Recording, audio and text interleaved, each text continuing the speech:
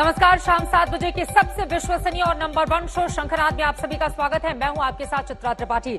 आपको दिखाएंगे exclusive story Yogi ji धीरे धीरे, लेकिन शुरुआत शंखनाद की इस वक्त की बड़ी खबर के साथ हम करेंगे। उत्तर प्रदेश के मद्देनजर राजधानी दिल्ली में लगातार मंथन का दौर जारी है। इन सबके बीच पीएम मोदी से गृह मंत्री अमित शाह की मुलाकात हुई है, जो बड़ी जानकारी निकलकर सामने आ रही है। केंद्रीय मंत्रिमंडल में फेरबदल पर यह मुलाकात माना जा रहा है। शाह और नड्डा के साथ कुछ मंत्रियों की भी मौजूदगी बताई जा रही है। पीएम मोदी से अमित शाह और नड्डा की मुलाकात अभी भी जारी है। केंद्रीय मंत्रिमंडल में फेरबदल पर यह मुलाकात हो रही है। सूत्र ये जानकारी दे रहे हैं। हिमांशु मिश्रा हमारे सहयोगी जुड़ चुके हैं और ज्यादा जानकारी के साथ। हिमांशु, एजेंडा बिल्कुल साफ है। केंद्रीय मंत्रिमंडल में फेरबदल के मद्देनजर कौन कौन से चेहरों को शामिल किया जाए और खास तौर पर नजर उत्तर प्रदेश को लेकर कि वहां से किन चेहरों को तरजीह दी जाए ताकि आगामी चुनावों में वहां पर फायदा मिल पाए, और क्या जानकारी मिल रही है हिमांशु? देखिए चित्रा, पिछले 4 दिनों से जो है प्रधानमंत्री नरेंद्र मोदी जो हैं वो कई मंत्रालयों की समीक्षा बैठक कर रहे हैं। पिछले 2 साल में उनका जो कार्यकाल रहा है, जो कामकाज रहा है, उसकी समीक्षा हो रही है। उनके मंत्रालयों ने क्या क्या काम किए हैं और उसको ये इसलिए किया जाता है। हमेशा प्रधानमंत्री नरेंद्र मोदी ये इसीलिए करते हैं क्योंकि कैबिनेट में जब भी उनको विस्तार करना होता है उससे पहले वो सभी मंत्रियों के कामों की समीक्षा करते हैं और उसके बाद ही जो है अगला चरण होता है कैबिनेट विस्तार का। किन लोगों को कैबिनेट में लाया जाएगा और किन लोगों को कैबिनेट से ड्रॉप किया जाएगा, ये सारा फैसला जो है इस रिव्यू मीटिंग्स के बाद होता है। तो पिछले 3 दिन के अंदर प्रधानमंत्री नरेंद्र मोदी लगातार मंत्रियों से मुलाकात कर रहे हैं।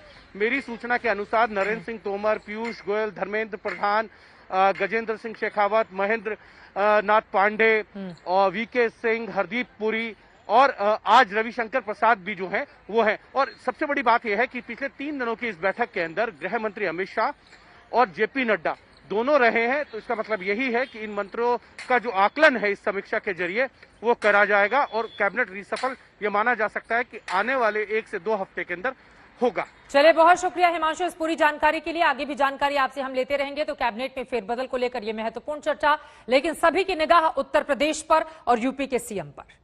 यूपी के चुनाव में 6 महीने से ज्यादा का वक्त बाकी है, मगर राजधानी दिल्ली में बीजेपी ने अपनी चुनावी रणनीति का शंखनाद कर दिया। आज की सबसे बड़ी खबर एक तस्वीर के जरिए देश के सामने आई, जिसमें यूपी के सीएम योगी आदित्यनाथ प्रधानमंत्री नरेंद्र मोदी से मुलाकात कर रहे हैं। आज तक को मिली एक्सक्लूसिव जानकारी के मुताबिक करीब 1.5 घंटे की इस मुलाकात में आगामी संभावित मंत्रिमंडल में फेरबदल में किन चेहरों को शामिल करना है, 2022 के विधानसभा चुनावों को लेकर किन मुद्दों पर आगे बढ़ना है और सरकार की छवि को हुए नुकसान की भरपाई कैसे करनी है, तमाम मुद्दों पर विस्तार से चर्चा की गई है। पीएमओ की ओर से ट्वीट की गई एक तस्वीर से यूपी की 403 सीटों के लिए क्या बड़ा संदेश और संकेत निकलकर सामने आया है, आज तक की यह रिपोर्ट देखिए। योगी जी ने बिना बोले अपने आचरण से सिद्ध कर दिया कि ये सब मान्यताएं गलत होती हैं। आधुनिक युग ऐसा हो नहीं सकता और इसलिए मैं योगी जी को हृदय से बधाई देता हूं। जो कार्य मोदी जी के नेतृत्व में भारतीय जनता पार्टी गठबंधन की सरकार ने इस देश के अंदर किए, क्या कोई सोचता था? योगी सरकार बनी कि कुंडों को उल्टा लटका कर सीधा करने का काम ये योगी सरकार। तारीफ पर तारीफ, तारीफ पर तारीफ, तारीफ पर तारीफ। हिंदुस्तान के सबसे बड़े सूबे के मुखिया की तारीफ, बीजेपी के हिंदुत्व कार्ड के सबसे बड़े चेहरे को सलामी। जय श्री राम का योगी के हर दाव पर वाह वाह। बहुत उत्तम तरीके से उत्तर प्रदेश को आगे बढ़ा रहे हैं। सभी दिशाओं में विकास के मार्ग पर आगे बढ़ रहे हैं। आखिर यूपी में ऐसा क्या हुआ कि तारीफ अब मुलाकातों में तब्दील हो गई? यूपी में ऐसा क्या हुआ कि ये मुलाकातें सवालों में तब्दील हो गई हैं? इस मेल में बहुत बड़ा खेल है, क्योंकि सवाल देश के सबसे बड़े सूबे की सियासत का है, क्योंकि सवाल 403 विधानसभा सीटों का है, क्योंकि सवाल 80 लोकसभा सीटों का है। यह लखनऊ की सियासत है जो दिल्ली की गद्दी का फैसला करती है, जो देश की गद्दी का फैसला करती है। यह लखनऊ की सियासत है जिसके दम पर पीएम मोदी ने जीत के सारे रिकॉर्ड तोड़े। आज उसी सियासी खेल में उलझे मांझों को सुलझाने की तस्वीर है ये मुलाकात। योगी के दिल्ली में 24 घंटे 2024 तक का पूरा खाका है, जिसकी पहली परीक्षा 2021 चुनाव में होनी है। दिल्ली के 6 किलोमीटर के दायरे में चल रही सियासी हलचल विधानसभा चुनाव के पहले बीजेपी का रुख साफ करने वाली है। कल योगी का काफिला यूपी से अचानक दिल्ली रुका, जहां वो अमित शाह से मुलाकात करने पहुंचे। ये मुलाकात करीब 1.5 घंटे चली। इसके बाद योगी ने आज सुबह करीब 11:15 बजे पीएम मोदी से मुलाकात की और फिर योगी आदित्यनाथ ने जेपी नड्डा के आवास पर जाकर भेंट की, जिसके बाद वो करीब 1:30 बजे राष्ट्रपति भवन जाकर राष्ट्रपति रामनाथ कोविंद से मिले। इन सब में सबसे अहम रहा पीएम मोदी से मिलना। कई तरह के कयासों और संभावनाओं के बीच हुई इस भेंट के बाद योगी आदित्यनाथ ने धन्यवाद से भरा ट्वीट किया। आदरणीय प्रधानमंत्री श्री नरेंद्र मोदी जी से शिष्टाचार भेंट और मार्गदर्शन प्राप्ति का सौभाग्य प्राप्त हुआ। अपनी व्यस्तम दिनचर्या से भेंट के लिए समय प्रदान करने व आत्मीय मार्गदर्शन करने हेतु आदरणीय प्रधानमंत्री जी का हृदय तल से आभार। पीएम मोदी, गृह मंत्री अमित शाह, बीजेपी अध्यक्ष जेपी नड्डा से यूपी के मुख्यमंत्री योगी आदित्यनाथ की मुलाकात के बाद ये साफ हो गया है कि वहां सरकार और संगठन में कोई भी फैसला लेने से पहले दिल्ली का ग्रीन सिग्नल लेना बहुत जरूरी है, क्योंकि पार्टी को योगी सरकार के कामकाज को लेकर जो फीडबैक मिला है वो चुनावी दृष्टिकोण से ठीक नहीं है और इसीलिए पार्टी नेतृत्व ने अब यूपी को लेकर कड़े फैसले लेना शुरू कर दिया है। ये माना जा रहा है कि योगी आदित्यनाथ का दिल्ली आने का बुलावा 2022 की चुनावी तैयारियों का हिस्सा है। योगी वापस लखनऊ जाएंगे तो उनके पास 2022 के यूपी विजय का ब्लूप्रिंट मौजूद होगा। सूत्रों के मुताबिक बीजेपी ने 8 फॉर्मूले तय कर लिए हैं। ज्यादा से ज्यादा टीकाकरण, गरीब कल्याण की योजनाओं में तेजी, नए दलों से गठबंधन, केंद्र में यूपी के सांसदों को मंत्रालय, अन्य पिछड़ी जातियों को जोड़ना, विकास योजनाओं को पूरा करना, संगठन में मजबूती लाना, यूपी कैबिनेट में फेरबदल। ये सिर्फ 8 फॉर्मूले नहीं है, बल्कि ये उस समस्या का हल है जो यूपी में बीजेपी का गणित बिगाड़ सकता है। ये सिर्फ मुलाकात नहीं है, बल्कि ये समाधान है। ये सिर्फ शिष्टाचार नहीं है, बल्कि सियासी खेल भी है। मुस्कुराइए, ये लखनऊ की सियासत है। दिल्ली से हिमांशु मिश्रा के साथ कुमार अभिषेक, लखनऊ, आज तक। लेकिन लखनऊ की सियासत पर राजधानी दिल्ली से नजर बनी हुई है। दिल्ली में सज रहा बीजेपी का दरबार अपने आप में कई फॉर्मूला छिपाए हुए है, जो इशारा करता है कि यूपी में कुछ बड़ा होने वाला है। आखिर क्या है पूरा खेल और दिल्ली में सजे दरबार की क्या है इनसाइड स्टोरी, जरा उसको समझते हैं।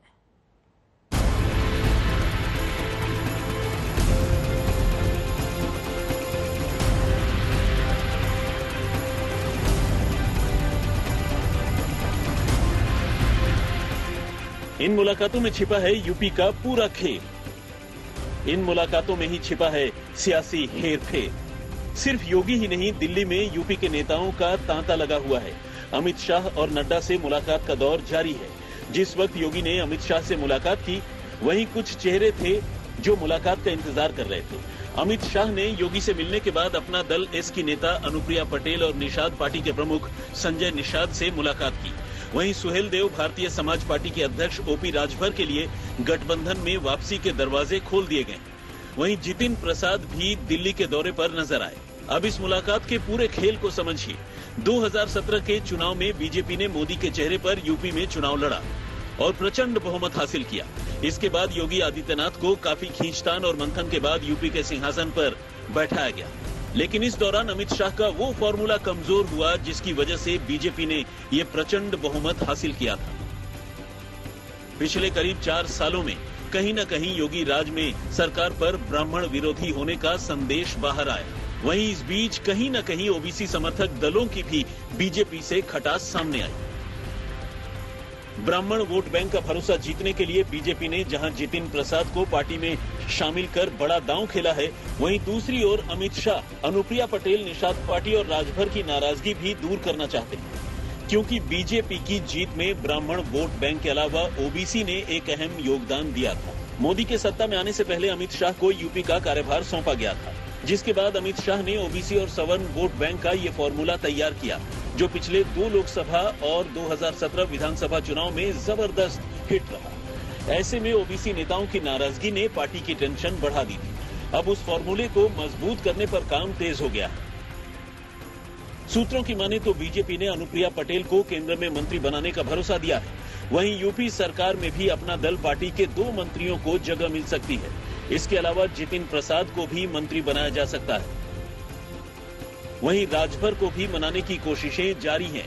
2019 के लोकसभा चुनाव में मतदान खत्म होने के अगले ही दिन मुख्यमंत्री योगी आदित्यनाथ ने ओम प्रकाश राजभर को कैबिनेट से बाहर का रास्ता दिखा दिया था।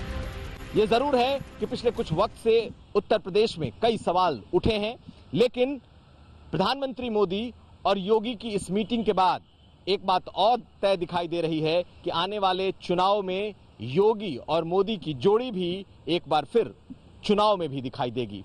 और कहीं ना कहीं ओबीसी वोट बैंक अगर एक मुश्त तौर पर बीजेपी के साथ रहता है तो बीजेपी के लिए राह आसान हो सकती है। राजभर सत्ता में आने के 1 साल के बाद से ही ओबीसी समुदाय के मुद्दों को लेकर मुख्यमंत्री योगी आदित्यनाथ के खिलाफ तल्ख बयान दे रहे थे और लगातार बीजेपी के खिलाफ हमले बोल रहे थे, जिसके चलते उनकी कैबिनेट से छुट्टी कर दी गई। हालांकि राजभर के रुख से लग रहा है कि वो इतनी आसानी से मानने को तैयार नहीं। हम सब लोगों ने मिलकर के बीजेपी की सरकार 17 में बनाई। हम लोगों के सहारे 19 में भी यूपी में उन्होंने चुनाव जीता। जब पिछड़ों के अधिकार की बात आती है तो हनन होता है। 69,000 शिक्षक भर्ती में 5,844 पद योगी जी ने पिछड़ों का लूट लिया। क्या अनुप्रिया जी सदन में इस बात को योगी अमित शाह और मोदी से सवाल करेंगी? क्या यहां आशीष जी सदन में इस बात को रखेंगे? उनके 9 विधायक हैं, क्या सदन में बोलने की हिम्मत है? वहीं विरोधी खेमे ने भी बीजेपी पर सवाल खड़े किए हैं, जिन्हें अब पार्टी टूटती नजर आ रही है। असल में अब ये देखने को मिल रहा है कि यहाँ पे 2 बीजेपी हो गई है। एक है उत्तर प्रदेश की बीजेपी, दूसरी है केंद्र की बीजेपी। दोनों की बीजेपी की जो खाई थी उसमें ये साफ जाहिर होगा कि इकबाल केंद्र की बीजेपी का कायम है। जिस तरह से अगर आप देखोगे दोनों नेताओं की बॉडी लैंग्वेज देख लोगे तो आपको पता चल जाएगा कि इकबाल किसका है।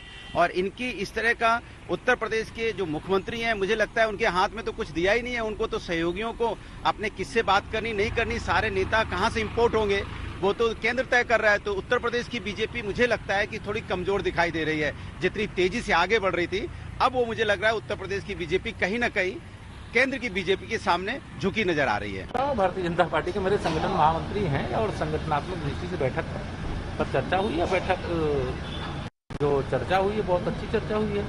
2022 में हम लोग फिर एक ऐतिहासिक विजय प्राप्त करेंगे। बताया जा रहा है कि 2022 है या कुछ और भी है, क्योंकि बहुत सारी चर्चा है। 2022 300 पार। बहरहाल सियासी खेल जारी है और सूत्रों की माने तो एक बार फिर बीजेपी अमित शाह के फॉर्मूले के साथ यूपी के चुनावी मैदान में उतरने वाली है, जिसमें बाकी सहयोगी दलों को साथ में लेकर चलने का प्लान है। दिल्ली से हिमांशु मिश्रा के साथ कुमार अभिषेक, लखनऊ, आज तक।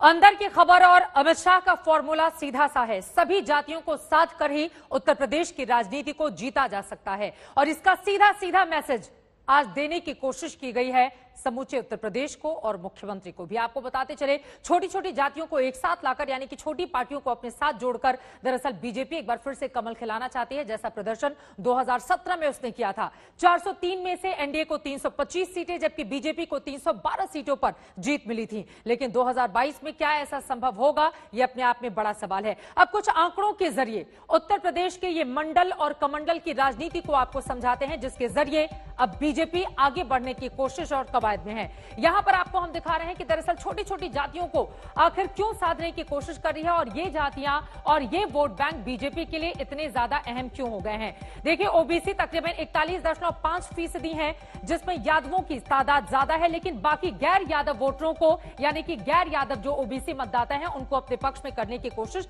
बीजेपी करना चाहती है। ये मैसेज आज की इस बैठक से सामने आया है। दलित 21% हैं, जिसमें जाटव वोटर जो मायावती का कोर वोट बैंक माना जाता है, जिससे 2019 में तकरीबन 75% महागठबंधन के पक्ष में वोट किया था। अगर उनको हम छोड़ दें तो बाकी दलितों को अपने पक्ष में करने की कोशिश बीजेपी करना चाहती है।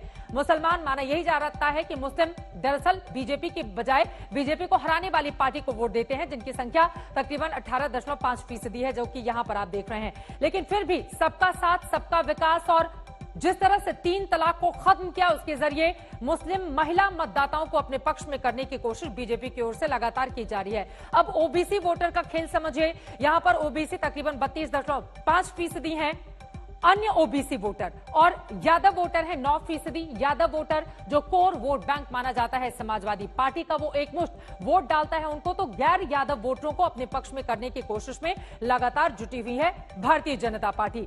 यहां पर राजभर वोटर को समझिए, पूर्वांचल में तकरीबन 12.22% उनकी तादाद है और उनको अपने पक्ष में करने की कोशिश कुल 3% है समूचे उत्तर प्रदेश में, लेकिन पूर्वांचल में 12.22% है। इसी वजह से ओम प्रकाश राजभर को लेकर भी आना चाहती है बीजेपी, लेकिन 2019 में अपने कुछ मतभेदों के कारण उन्होंने खुद को अलग कर लिया था और यह कह दिया कि बीजेपी दरअसल डूबता हुआ जहाज है। तो क्या राजभर वोटरों को अपने पक्ष में कर पाएगी भारतीय जनता पार्टी, ये बड़ा सवाल है। लेकिन इन सब के बीच आपको बताते चले कि दरअसल अनुप्रिया पटेल की पार्टी जो कुर्मी वोटरों पर अपना प्रभाव जमाए रखती है, उसको अपने पक्ष में करने के लिए अनुप्रिया पटेल को मनाया जा रहा है। और यहां पर ओबीसी वोट बैंक का कुल खेल आपको समझाते हैं। ओबीसी वोट बैंक 2014 लोकसभा चुनावों में किसने किसको वोट दिया था उसको समझिए। यादव 27%, कुर्मी 53%, ये बीजेपी के पक्ष में गए थे और अन्य 61%। ये आपको दिखा रहे हैं बीजेपी को किस तरह से ओबीसी वोट बैंक का साथ मिला था, जिसके बदौलत 2014 में 71 सीटें ये पार्टी जीत कर आई थी, जबकि एनडीए को 73 सीटें मिली थी। और यहां पर आपको हम दिखा रहे हैं 2019 लोकसभा को समझिए, 23% यादवों ने वोट किया था बीजेपी को, जबकि यहां पर कुल ओबीसी की तादाद 80% और वहीं अन्य 72% जिनमें ब्राह्मण राजपूतों ने एक मुश्त वोट डाला था भारतीय जनता पार्टी को। इसी वजह से बीजेपी का यह मानना है कि दरअसल जो ओबीसी वोटर हैं उन्होंने उसकी जीत चाहे 2014 हो, 2017 हो या 2019 हो, उसमें उसकी जीत सुनिश्चित करने के लिए बड़ा योगदान दिया। इसी वजह से अब गैर यादव ओबीसी वोटरों को पक्ष में करने की कोशिश और कवायद में भारतीय जनता पार्टी लगी हुई है। लेकिन इन सब के बीच उत्तर प्रदेश में 2022 में क्या कमल खिलेगा, योगी किस बड़े संदेश के साथ उत्तर प्रदेश वापस आएंगे और फिर उसको व्यापक तौर पर लेकर आगे बढ़ेंगे, इस पर लगातार रहेगी आज तक की नजर। देखते जाइए आगे आगे क्या होता है। अब उत्तर प्रदेश से आपको लेकर चलते हैं पश्चिम बंगाल। क्या पश्चिम बंगाल में विधानसभा चुनाव के बाद अब घर वापसी का खेला शुरू हो गया है। 4 साल बाद मुकुल रॉय और उनके बेटे के आज टीएमसी में लौटने की खबर सामने आई। तस्वीरों के जरिए कई और नेता भी कतार में हैं, जिसका संकेत खुद ममता बनर्जी ने दिया है। हालांकि दीदी ने यह भी साफ कर दिया कि उनकी ममता ऐसे नेताओं पर नहीं बरसेगी जिन्होंने पार्टी छोड़ने के बाद उन पर व्यक्तिगत हमले किए। दीदी की नजरों में ऐसे नेता अब गद्दार हैं। रिपोर्ट देखिए।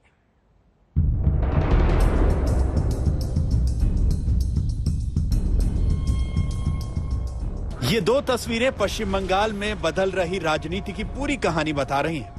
पहली तस्वीर 4 साल पुरानी है, जब ममता बनर्जी का साथ छोड़कर मुकुल रॉय बीजेपी के खेमे में पहुंच गए थे।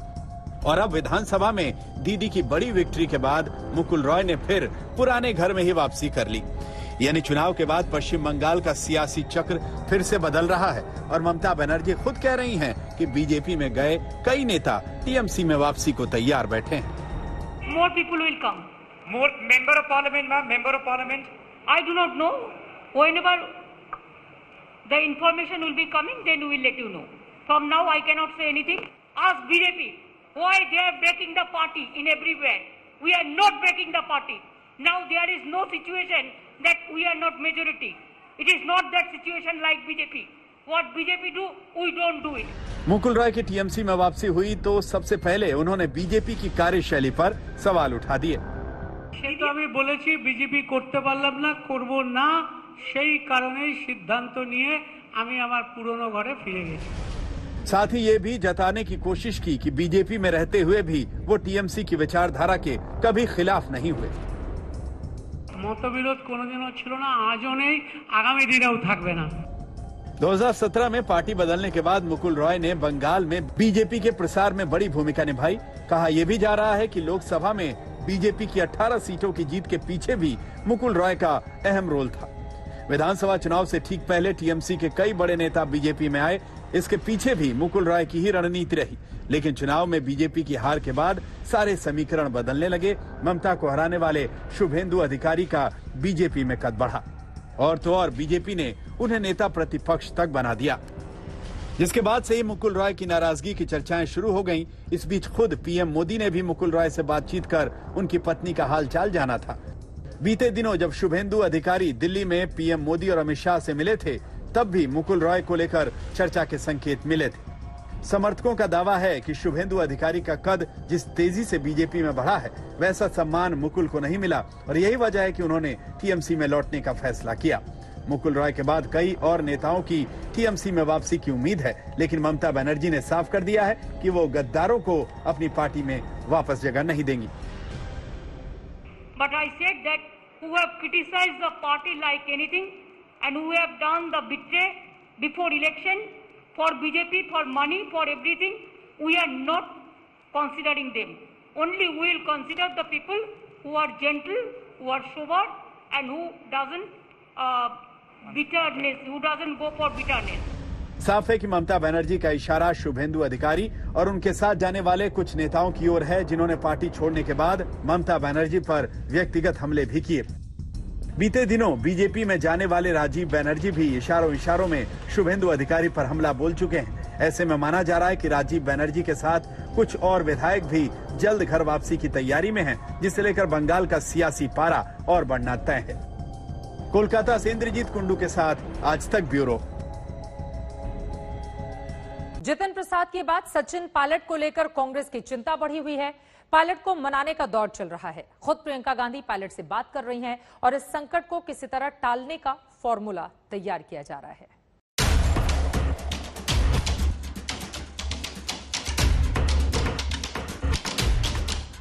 ऐसे समय में बजाय लोगों की मदद करने के लिए, महंगाई को बढ़ाने के लिए आज पेट्रोल डीजल के दाम आसमान छू रहे हैं। इस सरकार की नींद खुलने का नाम नहीं ले रही है।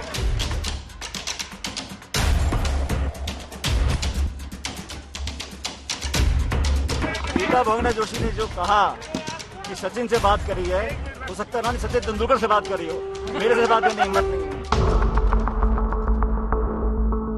बयान में गुस्सा है, तेवर और नाराजगी भी साफ नजर आ रही, लेकिन सचिन पायलट के सियासी अंदाज से यह साफ नहीं हो पा रहा कि असल में उनके निशाने पर है कौन। क्या इस बार सचिन पायलट ने गहलोत के खिलाफ मोर्चाबंदी की फुल प्रूफ तैयारी कर ली, या फिर जितिन प्रसाद की तरह ही वो भी जल्द पाला बदलने को तैयार है। इस सियासी सरगर्मी के बीच पेट्रोल डीजल के बढ़े दामों के खिलाफ हुए प्रदर्शन में सचिन पायलट ने जयपुर में कांग्रेस नेताओं की अगुवाई की और इस दौरान महंगाई को लेकर केंद्र सरकार को निशाने पर लिया। इस पीड़ा के समय में जब हजारों लाखों लोगों की मौत हो रही है, लगभग हर परिवार कोरोना से जूझ रहा है, सेकेंड वेव से भयानक त्रासदी परिवार में हुई। ऐसी परिस्थिति में जब कोरोना फैल रहा है, त्राई त्राई मची है, नदियों में लाशें बह रही हैं, लोगों की नौकरियां जा रही हैं, ऐसे समय में बजाय लोगों की मदद करने के लिए, महंगाई को बढ़ाने के लिए आज पेट्रोल डीजल के दाम आसमान छू रहे हैं। इस सरकार की नींद खुलने का नाम नहीं ले रही है।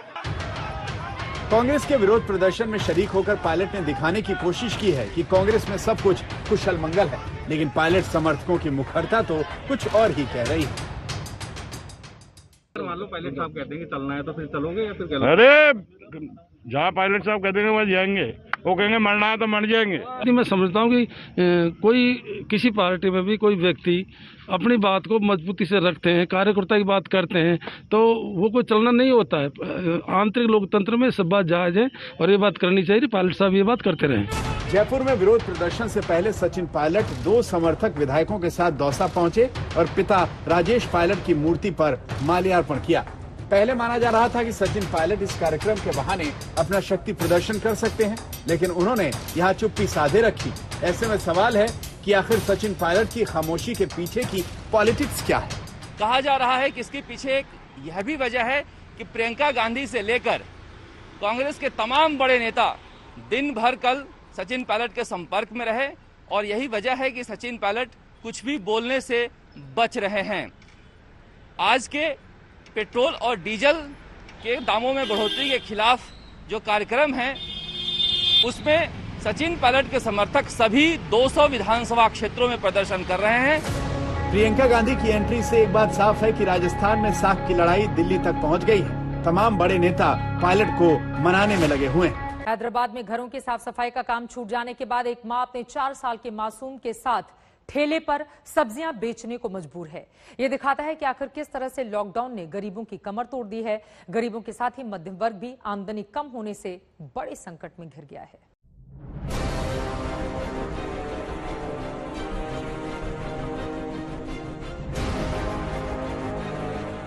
लॉकडाउन के असर से भारत का गरीब और गरीब हो गया तो निम्न मध्यम वर्ग की कैटेगरी से भी लोगों को बेदखल करके गरीब बना दिया गया। गली गली गर्मी के इस मौसम में सब्जी बेचती ये महिला लॉकडाउन में ही इस कदर लाचार हो गई कि इसे अपने 4 साल के मासूम को लेकर रोजी रोटी के लिए कड़ा संघर्ष करना पड़ रहा है। लॉकडाउन की वजह से जो घरों से कामों पे से निकाल दिया गया क्योंकि मेरे हाथ पे काम नहीं था तो मैं मेरे बच्चे को भूखा रखना पड़ रहा था। मेरे हस्बैंड नहीं है, इंतकाल हो गया मेरे शौहर का 6 महीने हो रहा।